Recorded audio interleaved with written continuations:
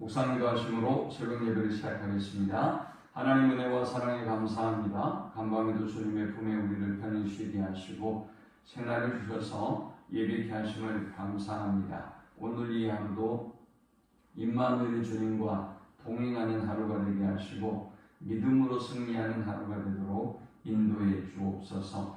주의 백성들의 오가는 모든 발걸음을 주께서 세밀하게 인도하시며 보호하시고 동행하여 주옵소서. 이 고난의 시대에 하나님께서 주의 자녀들의 영육간의 강건함을 책임져 주시고 푸른 초장과 쉴만한 물가로 인도하여 주옵소서.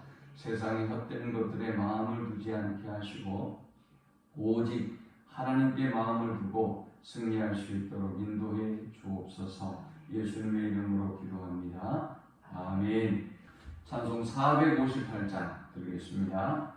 너희 마음에 슬픔이 가득할 때 주가 위로해 주시리라. 아침 해같이 빛나는 마음으로 너 십자가 지고 가라.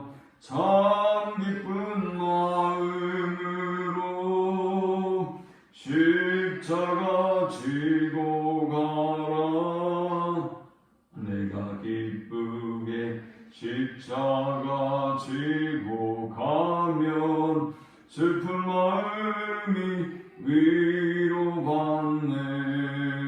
때를 따라서 주시는 은혜로서 가란 심령의 힘을 얻고 주가 언약한 말씀을 기억하고 너 십자가 지고 가라. 참 기쁜 마음으로 십자가 지고 가라. 내가 기쁘게 십자가 지고 가면 슬픈 마음이 위로받네. 내가 맡은 일 성실히 행할 때에 주님 앞에서 상 받으리. 주가 베푸신 은혜를 감사하며 너 십자가 지고 가라. 참 기쁜 마음으로 십자가 지고 가라. 내가 기쁘게 십자가 지고 가면 슬픈 마음이 위로받네. 오늘 이 시간에 주시는 살아계신 하나님의 말씀은 신약성경 디모데전서 6장 11절에서 21절의 말씀입니다. 오직 너 하나님의 사람아 이것들을 피하고 의와 경건과 믿음과 사랑과 인내와 온유를 따르며 믿음의 선한 싸움을 싸우라. 영생을 취하라. 이를 위하여 내가 부르심을 받았고 많은 증인 앞에서 선한 증언을 하였도다. 만물을 살게 하신 하나님 아빠 본디오 빌라도를 향하여 선한 증언을 하신 그리스도 예수 앞에서 내가 너를 명하노니 우리 주 예수 그리스도께서 나타나실 때까지 금도 없고 책망받을 것도 없이 이 명령을 지키라. 기약이 밀면 하나님이 그의 나타나심을 보이시리니 하나님은 복되시고 유일하신 주권자이시며 만왕의 왕이시요 만주의 주시요 오직 그에게만 죽지 아니함이 있고 가까이 가지 못할 빛에 거하시고 어떤 사람도 보지 못하였고 또 볼 수 없는 이시니 그에게 존귀와 영원한 권능을 돌릴지어다. 아멘. 내가 이 세대에서 구한 자들을 명하여 마음을 높이지 말고 정함이 없는 재물에 소망을 두지 말고 오직 우리에게 모든 것을 누이 주사 누리게 하시는 하나님께 두며 선을 행하고 선한 사업을 많이 하고 나누어 주기를 좋아하며 너그러운 자가 되게 하라. 이것이 장래에 자기를 위하여 좋은 터를 쌓아 참된 생명을 취하는 것입니다. 디모데야, 망명되고 헛된 말과 거짓된 지식의 반론을 피하므로 내게 부탁하는 것을 지키라. 이것을 따르는 사람들이 있어 믿음에서 벗어난다니라. 은혜가 너희와 함께 있을지어다. 아멘. 호칭이라고 하는 것은 특별한 의미를 부여합니다. 바울은 디모데 전서를 마감하면서 이 디모데와 그리고 에베소 교회의 성도들, 당시의 성도들에게 오직 너 하나님의 사람아 라고 칭하고 있습니다. 하나님의 사람이다 라는 표현은 주로 말씀을 담당하고 있는 선지자들에게 구약시대부터 칭했던 그런 호칭입니다. 그러니까 디모데와 에베소 교회와 당시의 성도들이 하나님의 사람이라는 것이죠. 그리고 하나님의 사람이라는 이 호칭을 여기서 특별히 사용한 데는 하나님의 사람으로서 역할과 의무와 사명을 알고 그것을 다해야 한다라는 것을 의미하는 것이죠. 여러분들이 하나님의 사람, 구약에 특별히 하나님의 사람들, 선지자들을 생각해 보면 어떤 이미지가 떠오릅니까? 고독하고 외롭고 또 어떤 존경받고 인정을 받고 사랑을 받기보다는 오해와 또 모함과 헐벗음과 또 굶주림과 죽음의 위기와 이 모든 것들이 하나님의 사람이라고 하는 단어를 생각할 때 떠오르는 이미지. 그래서 그 길이 결코 쉽지 않은 길이며 그럼에도 불구하고 그 길을 걸어가야 되는 사람들, 그들이 바로 오늘 우리다라는 것을 말씀하기 위해서 바울은 하나님의 사람이다라는 호칭을 사용하고 있습니다. 자, 그렇다면 하나님의 사람들에게 바울은 마지막으로 어떤 권면을 하고 있을까요? 이 권면을 통해서 우리가 교훈을 얻고자 합니다. 이 본문이 주는 첫 번째 영적 교훈은 피하고 따르며 선한 싸움을 싸우고 영생을 취하라 라는 것입니다. 네 동사를 사용했어요. 피해라, 따르라, 싸우라, 취하라. 하나님의 사람들이 하나님의 사람들이 가장 먼저 피해야 할 것들이 뭡니까? 교만과 탐욕입니다. 교만과 탐욕을 3절에서 10절까지 말씀했어요. 그러면서 이것들을 피해야 한다라고 말씀합니다. 그리고 하나님의 사람들이 쫓아야 될 것이 무엇입니까? 의와 경건과 믿음과 사랑과 인내와 온유를 따라야 한다. 또 하나님의 사람들이 싸워야 할 싸움이 무엇입니까? 믿음의 선한 싸움입니다. 이 믿음의 선한 싸움을 이야기하면서 바울은 예수님을 예를 들었어요. 13절에 보니까 만물을 살게 하신 하나님 앞과 본디오 빌라도를 향하여 선한 증언을 하신 그리스도 예수 앞에서 내가 너를 명하니 우리 주 예수 그리스도께서 나타나실 때까지 흠도 없고 책망 받을 것도 없이 이 명령을 지키라.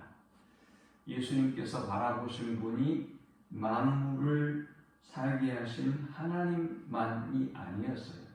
예수님 앞에는 본디오 빌라도가 있었고 수없이 많은 공격과 모함과 또 주림과 헐벗음과 비난과 수치와 모욕이 주님이 걸어가시는 길에 있었어요.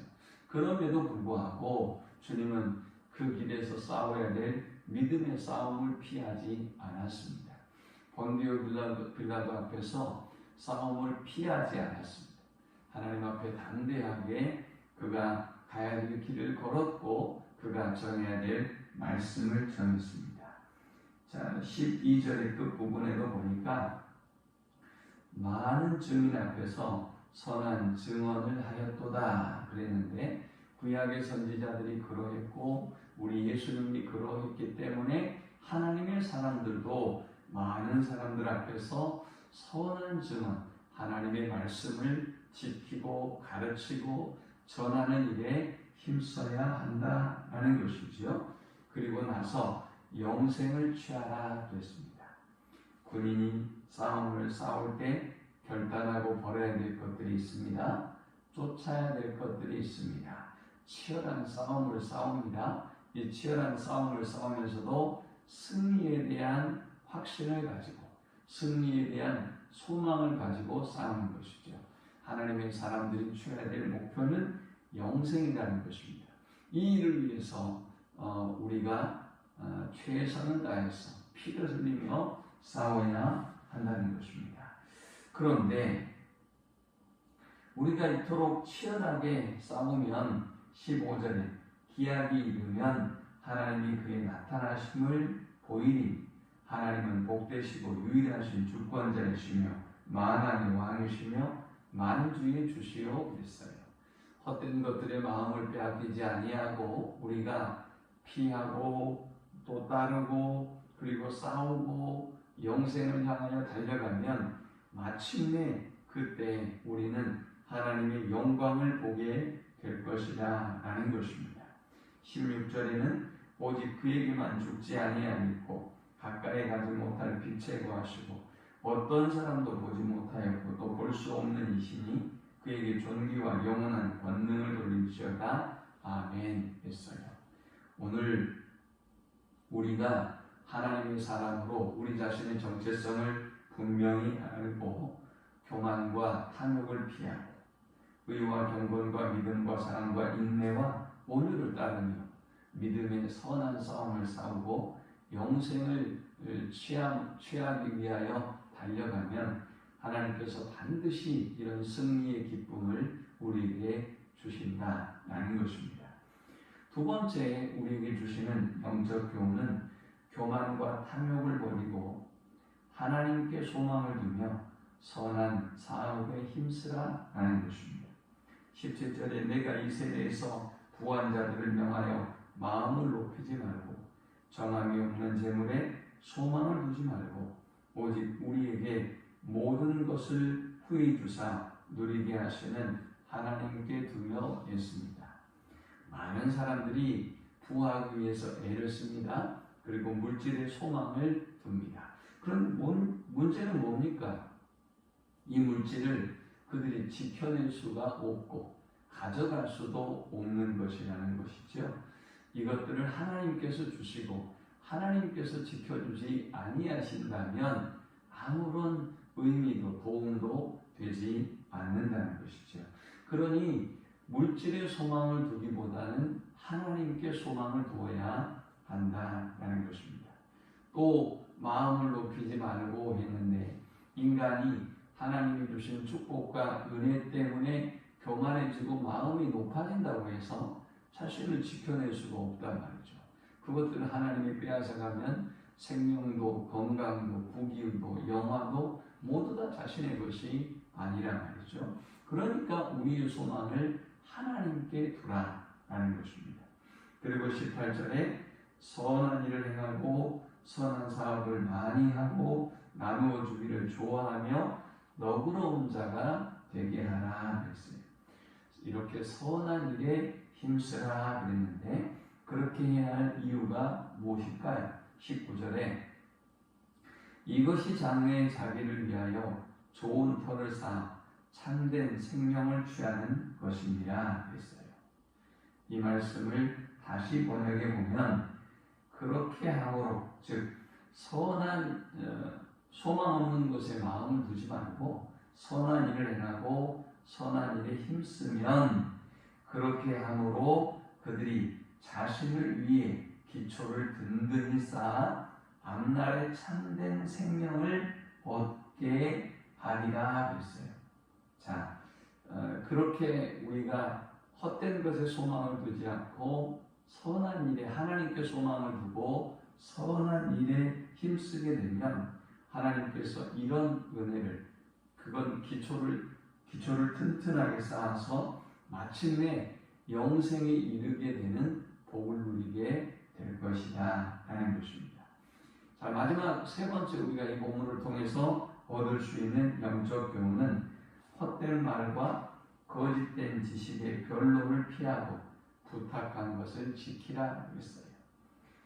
헛된 지식, 거짓된 지식, 망령되고 헛된 말, 반론, 그리고 신화, 그리고 족보, 이런 것들이 당시의 디모데 그리고 당시의 에베소 교회와 성도들을 미혹하고 힘들게 만들었어요. 여기 망령되고 헛된 말, 거짓된 지식의 반론, 이런 표현들은 영지주의 이단의 초기 형태를 아마도 이야기하고 있는 것 같아요. 자, 이러한 사람들을 보면 변론하기를 좋아하고 반론하기를 좋아하고 따지는 걸 좋아해요. 그러다 보면 어떻게 됩니까? 넘어지고 믿음에서 떠나게 되더라라는 것입니다. 그러니까 이런 반론과 헛된 말과 거짓된 지식을 쫓기보다는 지금까지 명령한 그 부탁을 지키는 일에 힘쓰라라는 것입니다. 그것이 무엇입니까? 11절부터 우리에게 주신 부탁이죠. 이 말씀을 기억하면서 하나님의 사람답게 우리가 이 땅에 소망을 두지 말고 버릴 것을 버리고 따를 것을 따르고, 우리가 힘들고 어렵고 고독한 길이지만 그럼에도 불구하고 치열한 영적인 싸움을 싸우고, 그리고 마침내 영생을 취하는 우리 모두가 될 수 있기를 축원합니다. 하나님 은혜와 사랑에 감사합니다. 귀한 말씀을 통해서 하나님의 사랑으로 걸어가야 될 길을 깨닫게 하심을 감사합니다. 우리가 버릴 것을 버리게 하시고 따를 것을 따르게 하시며, 힘들고 고독하고 또 굶주리고 헐벗으며 외롭고 고통스러운 길이지만 주님이 걸으셨던 그 믿음의 선한 싸움을 싸우게 하여 주옵소서. 영생을 향하여 달려가는 저들이 되게 하여 주옵소서. 예수님의 이름으로 기도합니다. 아멘. 지금은 우리 주 예수 그리스도의 크신 은혜와 성부 하나님의 극진한 사랑과 성령의 노고 교통 충만케 하심, 하나님의 사랑으로 헛된 것을 피하고 믿음의 선한 싸움을 싸우며 마침내 우리 주님처럼 승리의 확신을 가지고 승리의 그날을 바라보며 달려가기를 소망하는 모든 주의 백성들의 머리 위에 이제부터 영원토록 함께 있을지어다. 아멘.